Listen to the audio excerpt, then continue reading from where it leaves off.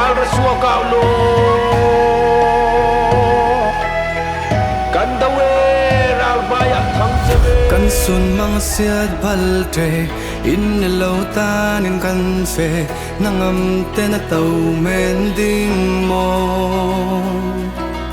na du don min na sung le kwa na swa ke na kwa le ti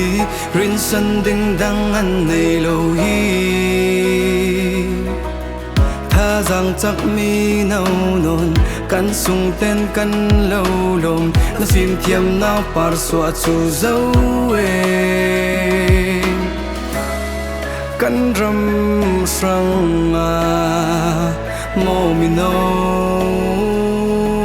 mi no chin ram sang a na ke na vor na tha giang swa chu thang lung rual ten kan fe ding kan rin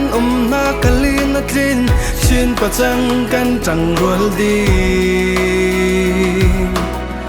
dung sip lon mai kan nor ding kan ral pol kan ne ding ne na than tar tar tlang ding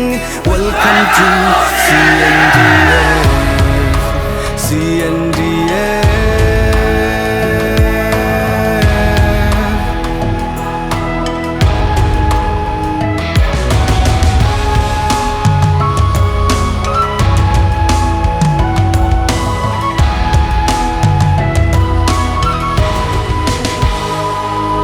na una nao anu na vak vai aten azar salbangan kai put si in na zau men thei ding mo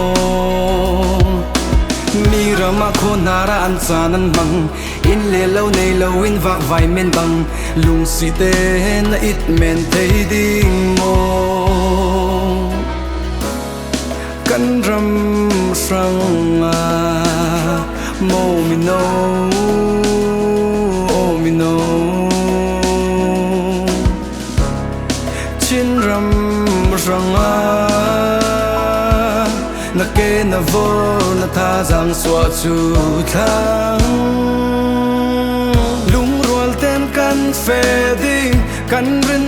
na khali na tlin chin pa chang kan chang rual di dung sip lon mai kan nor ding kan ral pol kan ne ding ne na than ta tar tlang ding welcome to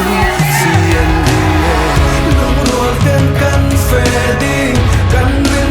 na khali na ding chin pa chang kan